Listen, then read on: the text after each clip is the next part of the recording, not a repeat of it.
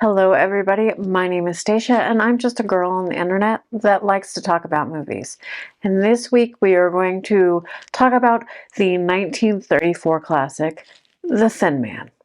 The Thin Man is a story of a murder mystery, and ex-detective Nick Charles and his wife, Nora Charles, who is a rich socialite, get involved in the investigation, and they do it mostly for their own enjoyment. And this story takes place in New York City near Christmas time. So even though we're right after Christmas time there, it's still kind of a Christmas movie because it takes place during Christmas time and there is a big Christmas party in it. So right now, trying to wean ourselves off of Christmas movies, this is a good whodunit Christmas movie edition. And the mystery is Dorothy Wynant approaches the Charleses to help solve the crime when her father, Charles Wynant, goes missing, and he is actually suspected of killing his secretary because she stole bonds from him. And the secretary is actually her father's former mistress as well. He had left on a planned trip, but nobody has had any contact with him since he left, and his former mistress secretary turns up dead. At first, Nick wasn't going to take on the case. He's a former detective, but his wife, Nora, kind of eggs him on to take up the cause. And of course, his wife, Nora, helps him with the investigation, as well as their dog, Asta. And this movie, The Thin Man, was a huge hit at the box office, at the chagrin of the movie studio that didn't have any confidence in the movie, and they thought of it as a B movie at the time and were kind of writing it off. It is based on a Dashiell Hammett novel of the same name that came out earlier in the year. And the studio originally, so Nick Charles is played by William Powell, which the studio was on board with. So Nora Charles is played by Myrna Loy, who the studio wasn't very fond of in the role, but the director, W.S. Van Dyke, she was his first choice. He championed her, and so the studio gave him an ultimatum that she needed to be done filming in time to film another movie, and they only gave him 3 weeks, and he took on that challenge and finished filming this movie in almost 2 weeks. This movie also stars Maureen O'Sullivan as Dorothy Wynant, who is the daughter of missing person and accused killer Clyde Wynant, who is played by Edward Ellis. Cesar Romero is also in this movie as Chris Jorgensen. And the dog, Asta, is played by a dog named Skippy, who was in a lot of movies during that time as the dog. He was a wire-hair terrier, and he actually appeared in dozens of movies during the 1930s. The Thin Man, his role as Asta, was one of his most famous roles. He also starred in the sequels. He also starred in the 1938 comedy Bringing Up Baby. He starred with Cary Grant also in the movie The Awful Truth. And this movie was produced by MGM, who, like I said, at first had no faith in this movie, but it was made and it became a huge hit for the studio. It also was nominated for 4 Oscars. It didn't win any of the Oscars in 1935. That was the year that It Happened One Night swept the Oscars. But its 4 Oscar nominations were William Powell for Best Actor, and of course that went to Clark Gable for It Happened One Night. W.S. Van Dyke was also nominated for Best Director, and of course that went to Frank Capra for It Happened One Night. It was nominated for Outstanding Production, which was the Best Picture category back then, and of course that went to It Happened One Night. And then its other nomination was writing an adapted screenplay, which also went to It Happened One Night. And The Thin Man was inducted into the National Film Registry in 1997 because of its cultural and artistic significance in film. And in case you didn't know, The Thin Man is actually a film series that makes up with 6 films that went from this first one in 1934, which this one is the only one based on a novel by Dashiell Hammett. The other films were After the Thin Man in 1936, Another Thin Man in 1939, Shadow of the Thin Man in 1941, The Thin Man Goes Home from 1944, and Song of the Thin Man in 1947. And they all starred Myrna Loy and William Powell and their dog Asta. And Skippy the Dog played Asta in 3 of the Thin Man films, the first 3 that came out. And Skippy the Dog was alive for a long time. It is reported that he lived some 20 years from 1931 until 1951, which is a huge amount of time for a little dog to survive, especially back in the 30s and 40s. And when the movie came out, besides being a box office hit, it was a critical darling. It was a universal praise for The Thin Man by critics when it came out. People love the relationship of Nick and Nora Charles. They have this sort of saucy side banter, which was actually a little bit controversial in that time because theaters, especially in the South, got complaints from moviegoers from the saucy double entendres and innuendo used in the movie. But the praise that it got from critics was almost universal. The New York Times called it an excellent combination of comedy and excitement. It appeared on the Times 10 best films of the year list for 1934. Variety said that The Thin Man was an entertaining novel. Now it's an entertaining pictures.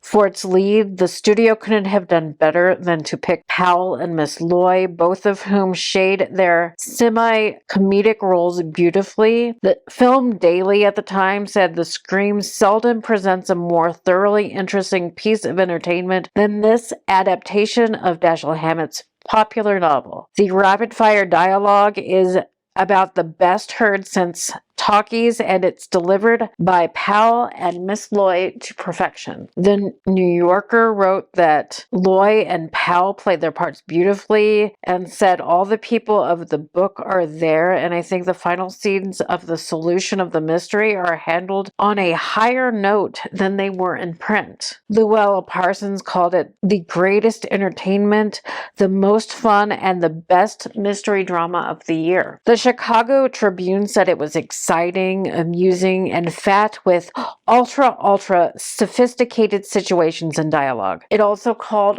Powell and Loy delightful. The Los Angeles Herald Express wrote that it is one of the cleverest adaptations of a popular novel that Hollywood has ever turned out. Could you imagine a film today get such glowing reviews? And it is even lauded by people today. It is on several people's best movies of all time list. And if you just put yourself back when you watch it, if you've never seen it before, it's a very early talkie film in 1934. The talkies had been around for like 5 or 6 years at this point in popularity. And it does have the sound foibles and everything like that, but put yourself into this being a period piece. And you'll notice the witty dialogue and the playfulness that this couple has with each other as they investigate this crime. Their relationship seems almost modern to these times. So I think it holds up perfectly for today.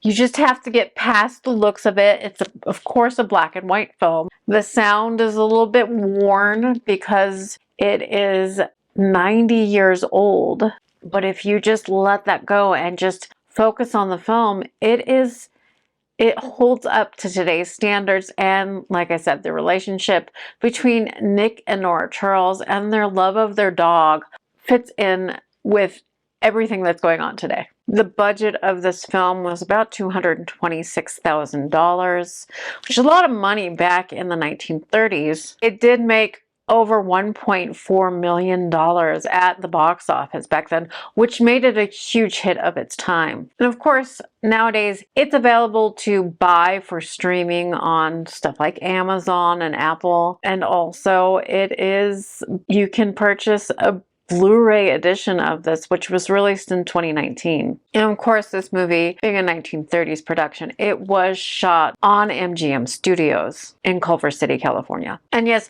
the genre of this movie is a mystery comedy, which is unique. Even to nowadays, you don't get a lot of mystery comedies out there. Mysteries tend to be very serious, except for movies like Knives Out that takes a cue from movies of the past, like The Thin Man. By the way, one of the things people objected to in this film, especially in the South, was this movie was released post-Prohibition. Prohibition ended in December of 1933. This movie came out in May of 1934.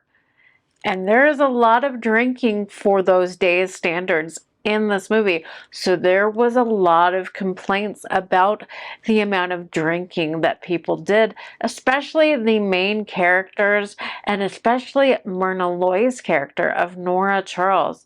It openly showed a woman drinking unabashedly and waking up with hangovers from drinking, which is just scandalous for the time. And if you ever wonder, a model for co-stars getting along was William Powell and Myrna Loy. They loved working with each other. William Powell just adored Myrna Loy. When we did scenes together, we forgot about technique and camera angles and microphones. We weren't acting, we were just two people in perfect harmony. Myrna, unlike some actresses who think of themselves, has a happy faculty of being able to listen while the other fellow says his lines. She has the give and take of acting that brings out the best. That's what William Powell had said of Myrna Loy. Even director W.S. Van Dyke noticed this, and oftentimes would just record Myrna Loy's and William Powell's banter between takes to get some of their relationship and that chemistry on par. And he would like to do it between takes to catch them off guard. Certain scenes, he would just catch them off guard and say, you know, this is how you naturally play this. This is how you guys are in real life. He, which was rare during that time as a director, encouraged them to improvise, that he liked their banter so much. It was obvious to him that they enjoyed each other's company and just their easygoing attitudes towards each other. MGM expressed a lot of reservations about the casting, especially of Myrna Loy.